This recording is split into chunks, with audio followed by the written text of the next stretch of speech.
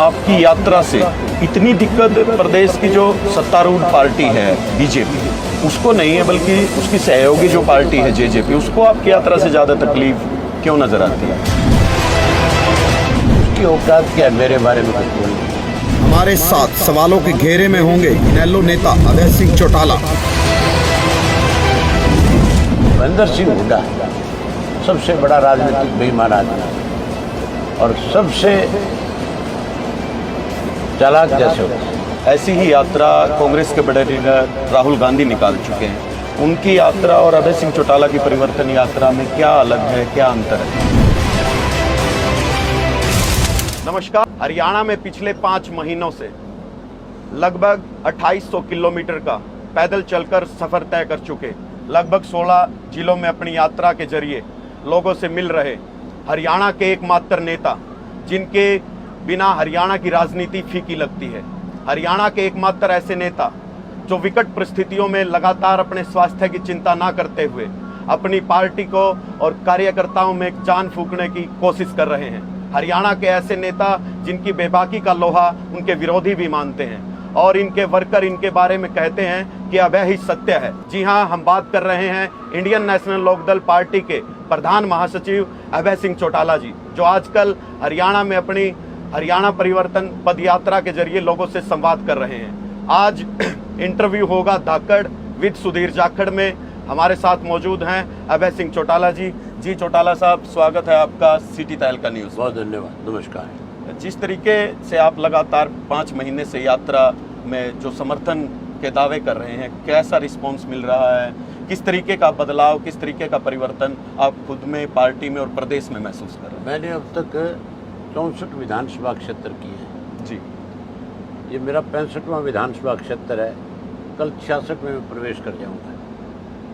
कल पानीपत शुरू हो जाएगा है? कल बिस्मार्क है, परसों हो गया।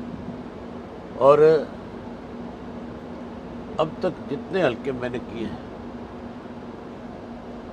हर गांव के अंदर आज लोग इस सरकार से परेशान हैं। जितना गांव का व्यक्ति दुखी है इस सरकार से, शहर का व्यक्ति उससे भी ज़्यादा कहीं परेशान है। शहरों के अंदर एक प्रॉपर्टी आईडी बना दी। उस प्रॉपर्टी आईडी की वजह से हर आदमी आज जो है परेशान होकर के रह गया। किसी ने प्रॉपर्टी आईडी की डिमांड नहीं करी थी। सरकार एक तो किसी चीज़ की डिमांड करे और लोग कहे कि हमें इससे लाभ मिल सकता है, आप ये करो, उसको बढ़ाए, उसको करें तो अच्छी बात है।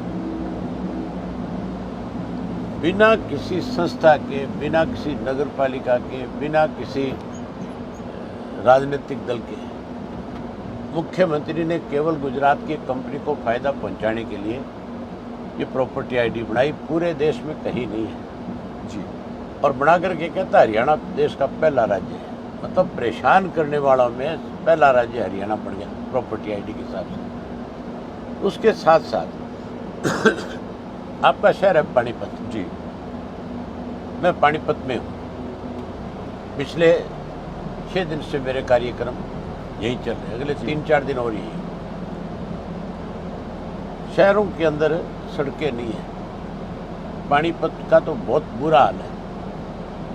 मैंने डे 1 होटल के अंदर एक प्रेस कॉन्फ्रेंस रखी थी। मैं जब वहाँ गया तो मैं हैरान था कि आदमी पैदल पहले पहुँच सकता है, गाड़ी में बाद में जाता है। जगह जगह गेट बना रखे हैं आपके।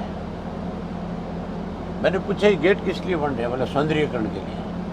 सड़क है ही नहीं चलने के लिए, पानी निकासी के लिए सीवरेज नहीं है, और आप गेट बना करके गेट पे 100 करोड़ से ज़्यादा रुपया खर्च कर रहे हो। जो मेरी जानकारी में है, मैंने एक RTI का लड़का है, उसके जुम्मे लगाया कि आप पता करो सही में कितना पैसा इस पर खर्च हो रहा है। जो गेट 25 लाख का बन जाता है वो 2.5-3 लाख रुपए में इन्होंने टेंडर किया। मतलब एक पैसा खाने का जरिया ढूंढा है जी। मतलब किस तरह से प्रदेश को लूटने में लगे हैं आज। इसीलिए हर व्यक्ति जो है इस सरकार को सत्ता से पार करना चाहता है। हमारी परिवर्तन यात्रा को बहुत बड़ा रिस्पांस मिला है। गांव के गांव बाहर निकलते हैं, आपने देखे होंगे, जहाँ टाइम 9 बजे का था, हम 12:30 1 बजे पहुँचे। एक का भी अब 1:30 बजे, जी 1:30 बजे पहुँचे। 1:30 बजे भी इस काम के समय में लोग जो है बहुत बड़ी संख्या में गांव में मौजूद थे, और लोग केवल ये कहते हैं किसी तरह से इनकी रांद काट दें। जी हम भी लोगों के सामने सरकार की सारी बेकायदगियाँ बताते हैं, कैसे इन्होंने घोटाले किए हैं, कैसे प्रदेश की सरकार में बैठे लोगों ने प्रदेश को लूटने का काम किया, कैसे कमीशन खाया जा रहा है। मुख्यमंत्री से लेकर के नीचे तक के लोग सारे शामिल हो गए। मुख्यमंत्री पे पहले ये एलिगेशन नहीं था कि मुख्यमंत्री पैसे खाता है, लेकिन जब हर आदमी पैसे खाता है तो फिर मुख्यमंत्री अछूता कैसे रह सकता है? और अगर मुख्यमंत्री नहीं खाता है तो फिर मुख्यमंत्री ने कंट्रोल क्यों नहीं किया? जो पैसे खा रहे हैं उनके खिलाफ कार्रवाई क्यों नहीं की? ये सफाई देना और कहना कि हम भ्रष्टाचार खत्म कर देंगे, 9 साल निकाल दिए। आप मुझे बता दें, भ्रष्टाचार खत्म हुआ है या बढ़ा है?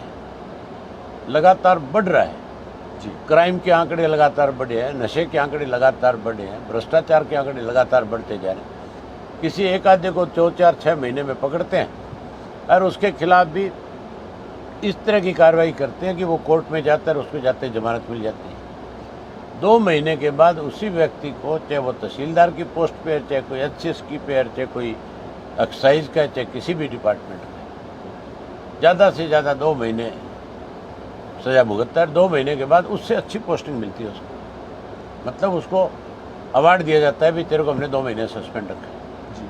जब ऐसा काम होगा तो फिर आप मान करके चलो किसी को भी कोई फ़ायदा नहीं होने। अभय चौटाला जी, आपकी यात्रा से पहले ऐसी ही यात्रा कांग्रेस के बड़े लीडर राहुल गांधी निकाल चुके हैं। उनकी यात्रा और अभय सिंह चौटाला की परिवर्तन यात्रा में क्या अलग है, क्या अंतर है? रात दिन का फर्क है। वो यात्रा करते थे एक शहर से दूसरे शहर हाईवे पे, और वो करते थे सुबह 5 बजे से।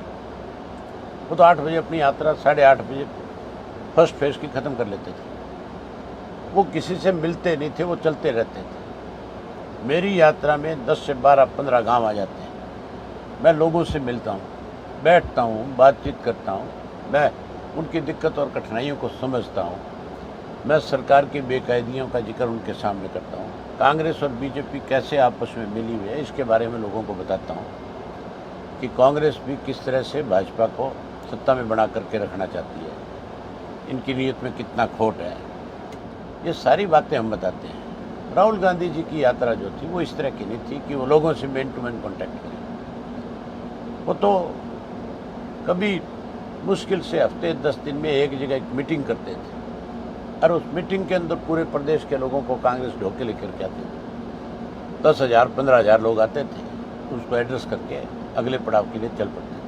जी। मेरी यात्रा में हर रोज़ 10 से 15,000 लोग मिलते हैं, जिनके साथ बातचीत होती है, जिनसे मैन टू मैन मेरा कांटेक्ट होता है, जिसमें बच्चों से भी मैं पूछता हूँ कि तुम बताओ बच्चों, तुम्हारे गांव में क्या दिक्कत है। मुझे एक बच्ची मिली जो MLA का गांव है ना आपके, इसका है उगालड़ा, कौन सा उगालड़ा। वहाँ एक बच्ची मिली 10-12 साल की, आगे कहने लगी ताऊ जी हमारे स्कूल में मास्टर नहीं, 8वीं का स्कूल है, हमें इस हुमस में, चौमासे में सुबह जाना पड़ता है, दोपहर को आना पड़ता है, हम बहुत परेशान हैं, हमारे यहाँ मास्टर भिजवाओ। मैंने कहा बेटा, मैं मेरी तरफ से पूरा प्रयास करूँगा कि तेरे स्कूल में मास्टर होने चाहिए। मैंने मिनिस्टर को चिट्ठी लिखी है, आज फ़ोन पे बात करूँगा कि कम से कम उन बच्चियों का ख्याल करो जो इस उम्र में, इस हुमस भरी गर्मी में 3-3, 4-4 किलोमीटर पैदल जा कर के पढ़ती है। स्कूल बंद करने के बजाय स्कूलों में भर्ती करो, ये हालत है। जिस तरीके से पूरे देश में विपक्षी दलों के गठबंधन की नींव आपकी फतेहाबाद रैली में पड़ी थी, जहां विपक्षी गठबंधन के मुख्य चेहरे नीतीश कुमार यादव जो बिहार के CM, deputy CM Tejashwi Yadav और शरद पवार जैसे बड़े नेता आपके मंच पर आए थे, लेकिन जो विपक्षी गठबंधन है इंडिया, उसके अलायंस में INLD कहीं नजर नहीं आई। क्या INLD अभी तक गठबंधन में शामिल नहीं? अभी तक उसमें एक फैसला है कि जिन पार्टियों के मेंबर पार्लियामेंट उन्होंने सिर्फ उनको इनवाइट किया। ये हमारे जो विरोधी है बेचारे, वो बहुत खुश हैं इस बात से कि हम उस मीटिंग में अब तक गए नहीं। इसकी शुरुआत हम ही ने करी। चौटाला साहब ने आह्वान किया नीतीश कुमार को कि आप आगे लगो और आगे लग करके विपक्ष को इकट्ठा करो। आप निश्चिंत रहो, अब 25 सितंबर को फिर आप आकर के देखना। आपको भी इनवाइट करता हूँ। कैथल में चौधरी देवीलाल जी का सम्मान दिवस मनाएंगे। सारा विपक्ष वहाँ पे आपको मिलेगा, नजर आएगा। अभय जी, आपकी यात्रा से इतनी दिक्कत प्रदेश की जो सत्तारूढ़ पार्टी है बीजेपी, उसको नहीं है, बल्कि उसकी सहयोगी जो पार्टी है जेजेपी, उसको आपकी यात्रा से ज़्यादा तकलीफ क्यों नजर आती है? वो जिस दिन से हमारे से अलग हुए,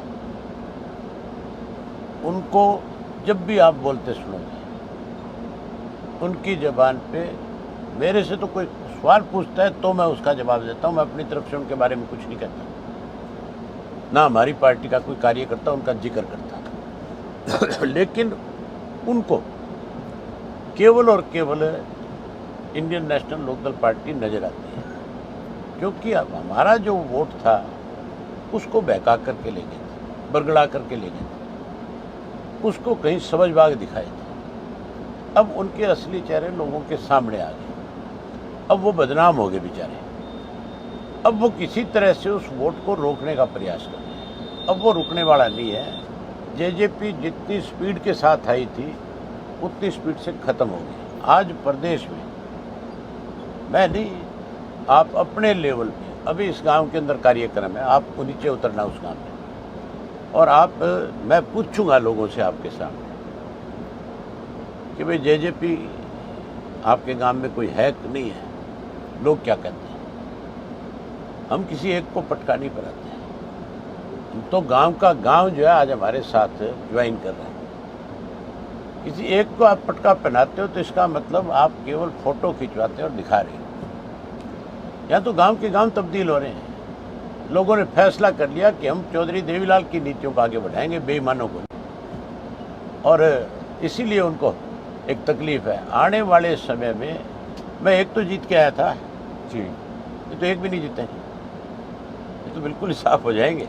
अच्छा अभय जी, मैं पिछले दिनों अखबार पढ़ रहा था कि हरियाणा के कांग्रेसी सांसद दीपेंद्र हुड्डा का बयान छपा था कि दुष्यंत ने तो बीजेपी के साथ सरकार बनाने में 6 घंटे का वक्त लगाया, अभय चौटाला होते तो 6 मिनट भी ना लगाते। इस पर क्या कहेंगे? उसकी औकात क्या है मेरे बारे में कुछ बोलने की? किस हैसियत से बोलता है? मेंबर पार्लियामेंट होने से कुछ नहीं होता। आदमी जो आज ये कहते हैं, परमात्मा ना करे कल को कोई इस तरह के हालात पैदा हो जाएं, इनको मैं आपको गिड़गिड़ाते हुए दिखा दूँ। ये बेचारे जो खुद बीजेपी के साथ मिलकर के, इसको पूछो तो राज्यसभा का सांसद कैसे बना? तेरा दौर थोड़ा ही था सांसद बनने का। तो सांसद बीजेपी के साथ सौदेबाजी करके बना।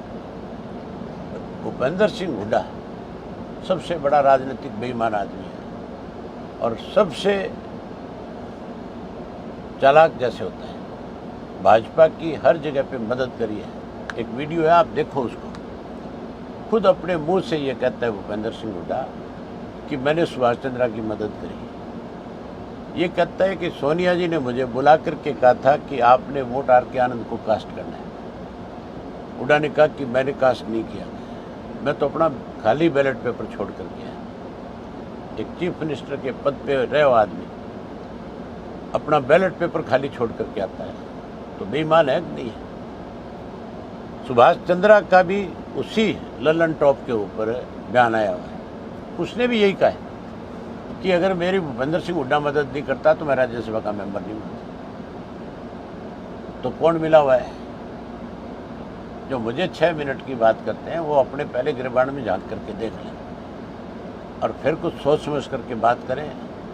केवल भाषण देने से और मीडिया के सामने बात करने से कोई परिपक्व आदमी नहीं हो जाता।